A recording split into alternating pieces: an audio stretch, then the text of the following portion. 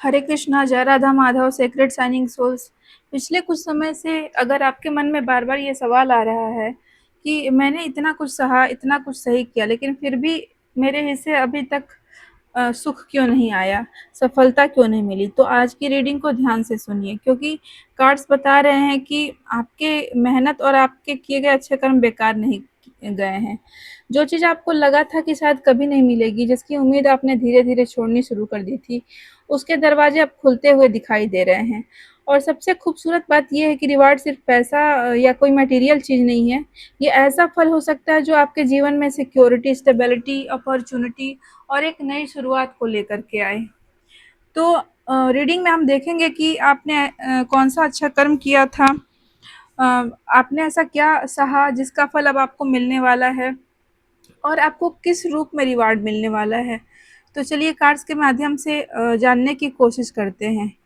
तो सबसे पहला कार्ड आया है नाइट ऑफ सॉर्ड्स का, और ये कार्ड बता रहा है कि आपने अपने जीवन में कई बार ऐसी परिस्थितियों का सामना किया है जहां आपको अपने लिए आवाज़ उठानी पड़ी होगी।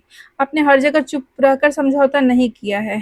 आपने अपने जो भी आपके साथ गलत चीज़ हुई होगी, मिसबिहेव किया हो किसी ने, या फिर आपको चीट किया हो, तो उसके खिलाफ आपने आप खुद के लिए स्टैंड लिया होगा। कहीं आपने किसी को सच बताया होगा जो आपके जीवन में बुरा दौर चल रहा होगा उसके बारे में। किसी व्यक्ति की सच्चाई आपने बताई होगी। कहीं आपने किसी ऐसे रास्ते को छोड़ने का फैसला लिया होगा जो आपके लिए सही नहीं था।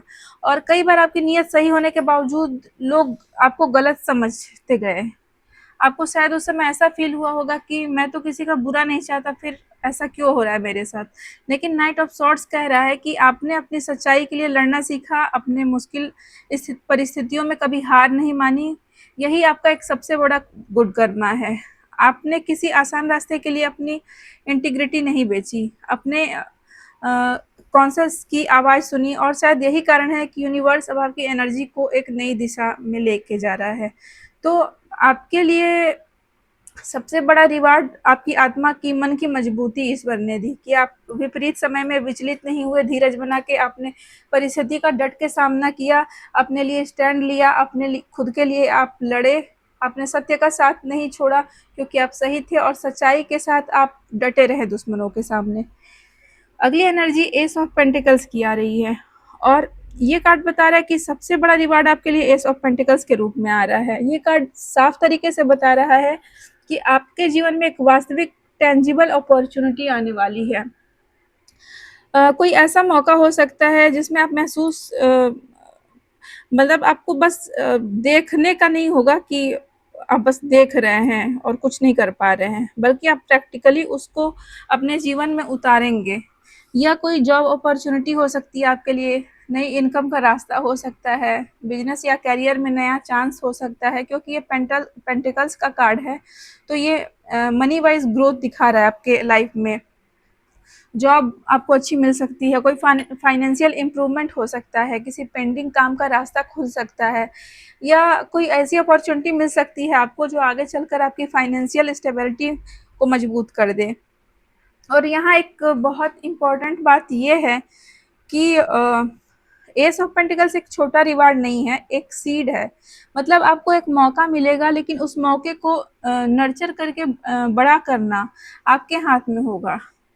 किसी चीज़ के लिए आपको लंबे समय तक मेहनत की है, तो अब उसकी सॉलिड फाउंडेशन बनाने की ज़रूरत है आपको। और मुझे लगता है कि रिवार्ड अचानक किसी ऐसे सोर्स से आ सकता है जहां आपने बहुत कम उम्मीद की होगी। तो ये कार्ड एक शुरुआत करने को दर्शाता है। आप शुरुआत करिए अपने करियर में, बिजनेस में, जो भी काम आपको अच्छा लगता हो, तो आपको सफलता मिलेगी, और यही सफलता आपके लिए रिवार्ड होगी ईश्वर की ओर से। थर्ड एनर्जी आई है द मून की, और मून बहुत ही इंटरेस्टिंग कहानी बता रहा है, क्योंकि रिवार्ड आने से पहले आपने एक अनसर्टेनिटी का लंबा फेज झेला है। आपको कई बार समझ नहीं आया होगा कि आप सही हैं, गलत हैं, आप सही रास्ते पर चल रहे हैं, गलत रास्ता चूज कर रहे हैं। कभी आपको होप दिखती होगी, फिर आप डिसअपॉइंटेड हो जाते होंगे, आपकी उम्मीद टूट जाती होगी। आपको मन में लगता होगा कि चीज़ें बस अब तो ठीक ही होने वाली हैं, लेकिन फिर सिचुएशन बिगड़ जाती होगी, और सिचुएशन आपको कंफ्यूज कर देती होगी। और सबसे ज़्यादा आपने अपने ही थॉट से स्ट्रगल किया होगा। द मून बताता है कि आपने फियर, एंग्जाइटी, कंफ्यूजन और अनसर्टेनिटी का दौर देखा है। कई चीज़ें आपके सामने क्लियर नहीं थी, आपको हर कदम पर रीएश्योरेंस नहीं मिला होगा, लेकिन फिर भी आपने रास्ता नहीं छोड़ा। यही आपकी स्ट्रेंथ है, क्योंकि कभी-कभी अच्छे कर्मों का सबसे बड़ा प्रमाण ये नहीं होता है कि हम अच्छा समय आने पर अच्छे बने रहें। असल परीक्षा तब होती है जब हमारे जीवन में अच्छा नहीं हो रहा होता है और अपने उसी समय में अपना दिल पूरी तरह कठोर भी नहीं होने दिया। और फिर आता है हर्मिट का कार्ड। हर्मिट का card bottom of the deck है और ये बता रहा है कि आपका जो पास्ट था उसकी एक बहुत ही गहरी कहानी है। आपने बहुत कुछ अकेले प्रोसेस किया है। हो सकता है आपके पास लोग थे, लेकिन आपकी असली लड़ाई आपने खुद लड़ी। बहुत सारी बातें आपने किसी को बताई भी नहीं। आपने खुद को समझाया, खुद को सँभाला, अपने इमोशंस को खुद प्रोसेस किया और धीरे-धीरे आपने दुनिया से वैलिडेशन माँगना कम कर दिया, क्योंकि शायद आपको निराशा मिली होगी। आप सबके बैड फेज़ में सबके साथ खड़े रहते होंगे, सबकी बातों को सुनते होंगे, सॉल्यूशन निकालने की कोशिश करते होंगे, लेकिन आपको ऐसा कोई नहीं मिला। आपके साथ बुरे समय में कोई खड़ा नहीं रहा। तो हर्मिट कह रहा है कि ये आपका एक गुड कर्म था कि आप खुद के ही अपने सच्चे साथी बने रहे बुरे समय में, जो कि बहुत कम ही लोग कर पाते हैं। फिनिक्स की तरह, जो कि तपता है, जलता है और फिर नए जीवन की शुरुआत करता है। आपने अपने दर्द को दूसरों के लिए दर्द बनने नहीं दिया।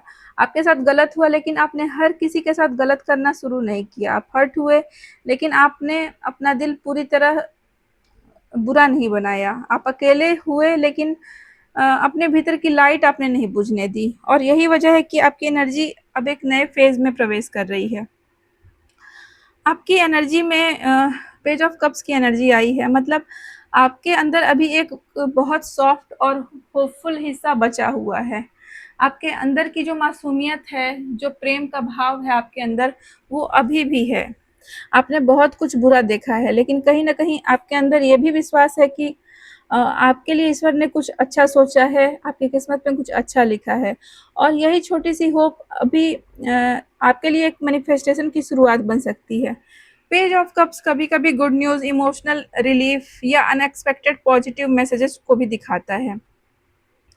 और आपके लिए रिवार्ड सिर्फ फाइनेंशियल नहीं हो सकता है, आपको कोई ऐसी खबर भी मिल सकती है जो आपके दिल को इमोशनल सैटिस्फैक्शन दे। हाँ, कुछ ऐसा हो सकता है आपके साथ कि आपको ये समझ में आ जाए कि जो चीज़ें हुई आपके साथ क्यों हुई, आपको किसी चीज़ के पूरा होने के लिए इतना क्यों वेट करना पड़ा। गाइडेंस में आपके लिए 9 ऑफ वांड्स की एनर्जी आई है और यूनिवर्स आपको एक बहुत इम्पोर्टेंट बात कह रहे हैं कि आपकी मंजिल करीब है, तो अभी आपको पीछे थक कर नहीं हटना है। आप बहुत थक चुके हैं, ये कार्ड आपकी थकान को एक्नॉलेज कर रहे हैं, आपकी मेहनत को, आपके जुझारूपन को दिखा रहे हैं। आप ऑलमोस्ट देयर हैं, आप पहुँच चुके हैं। बस अपनी बाउंड्रीज़ को मजबूत रखिए, हर किसी को अपने प्लान्स मत बताइए और हर नेगेटिव ओपिनियन को अपने ऊपर हावी मत होने दीजिए। सबसे इम्पोर्टेंट बात ये है कि पुराने डिसअपॉइंटमेंट्स को नई अपॉर्च्युनिटीज़ का फैसला मत करने दीजिए। अगर पहले कुछ आपके साथ गलत हुआ, इसका मतलब ये नहीं कि अब भी वही होगा।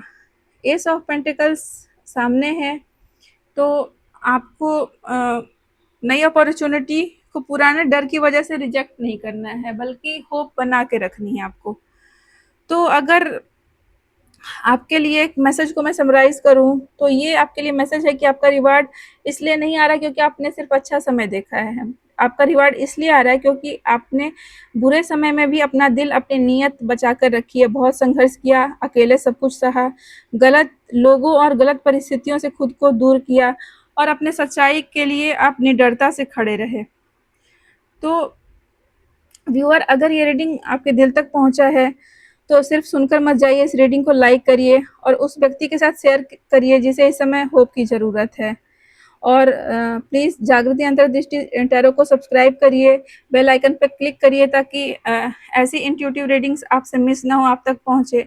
अपने एनर्जी को क्लेम करने के लिए 11 1 888 444 लिखें और इस रीडिंग का सबसे बड़ा मैसेज आपके लिए ये है कि आप जो आपने दिल से अच्छा दिया था, उसका अच्छा फल अब आपकी तरफ लौट रही है। कहते हैं ना कि जैसी नीयत होती है वैसी बरकत होती है।